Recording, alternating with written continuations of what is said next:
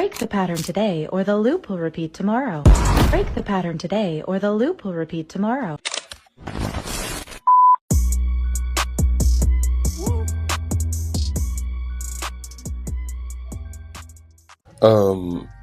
Back like we never left. This being the third episode, I'm delighted to just share this another one.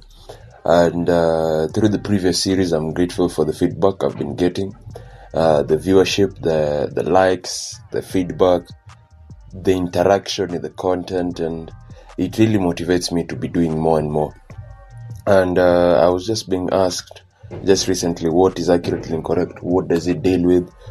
What does it entail? And I think this is the time that I truly just define a bit of it, and with time as we continue, we'll continue on defining it further and further.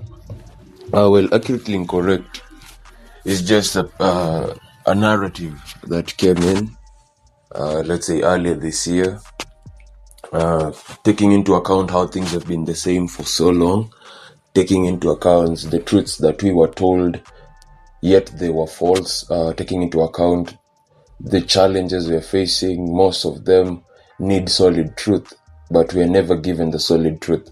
Not everyone is always ready for the whole truth. Actually, I myself, I'm always scared of what might turn out, what might be the outcome of some certain truths.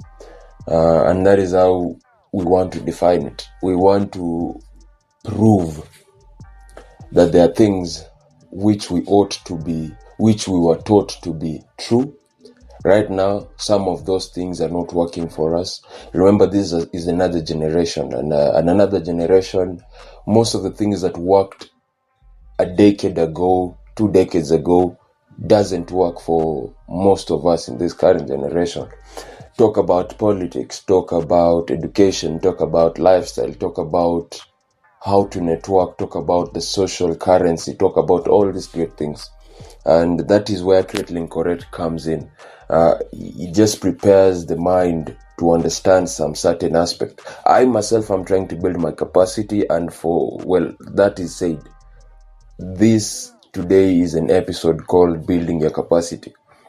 And I, for once, am building my capacity, and through that, I use books. I try to enlighten myself, know something about everything and everything about something, and that becomes a narrative that changes my whole perspective on how I view things. And how I view things must change. How you view things must change, because I myself, the way I'm seated, I will draw 9, the original 9, leave alone the one tunafunzwa huku kuandika na kitabu na kalamu ECD, achana na hiyo. Ile yenye inakonga na curve, I will draw it today. Maybe I'll draw it, I'm facing northwards, I'll draw it. But then there is someone who's facing southwards, he will see it as a 6. So that is perspective. I'll see it as a 9, he'll see it as a 6. And that is where we want to bring the whole difference.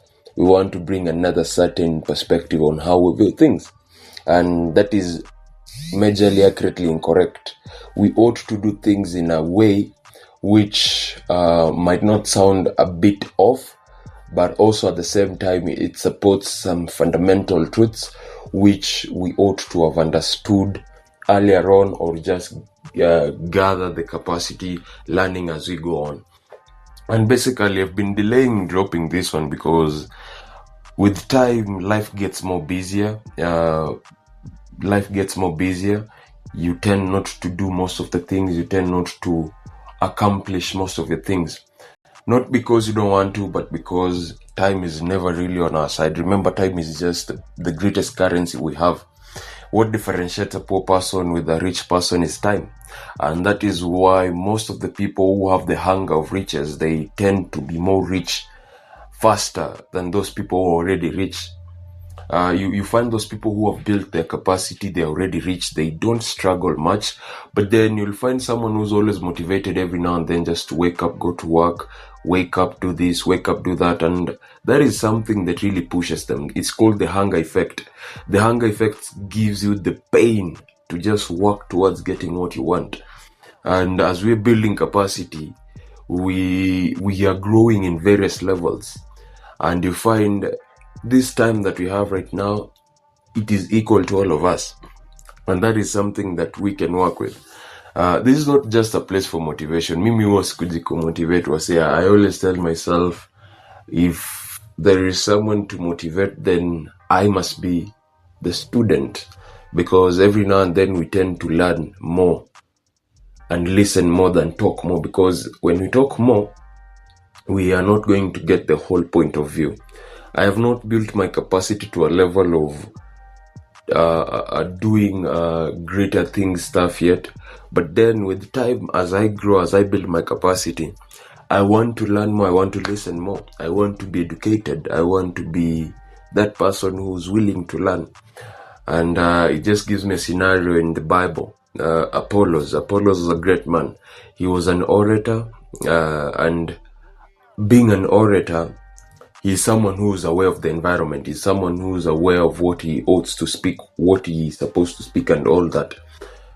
Apollos was one of a kind. I picture him as one of the greatest orators we have currently, because we have in history, not currently, in history. Because having been someone who's biblical literate, aware of everything, and someone who's an orator in those days, geez, that's nice, man. That is like top tier. And that is basically most of it. So as I was saying, these are things that fundamentally we need to understand. I was watching something the other day that in order for you to build capacity, it doesn't mean that you need to work harder.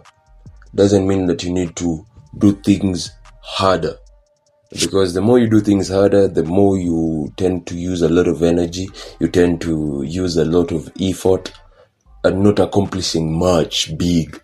Because people who make it in life, most of them are smart, street smart, book smart, and all those stuff zenye ni smart. They're always that, they're balanced. You can't live an unbalanced equation life and then you expect to do great, or you expect to succeed in a certain aspect of your life. And that being said, just allow me to jump into the main monologue, the main reason why we're listening to this. Building capacity. This is something that we literally have to listen to. I've not yet found someone who will be helping me in doing this, but then with time, I think as we build the capacity, why not? Because someone was just telling me, why not make it like an interview, something of the sort. But then I'll consider that one. Back to where we are and where we were. So the mainstream narrative about building capacity is not just a fixed vessel. It's something that you want to look at it, munch on it, and enjoy it as well. So the previous series was about you being built different.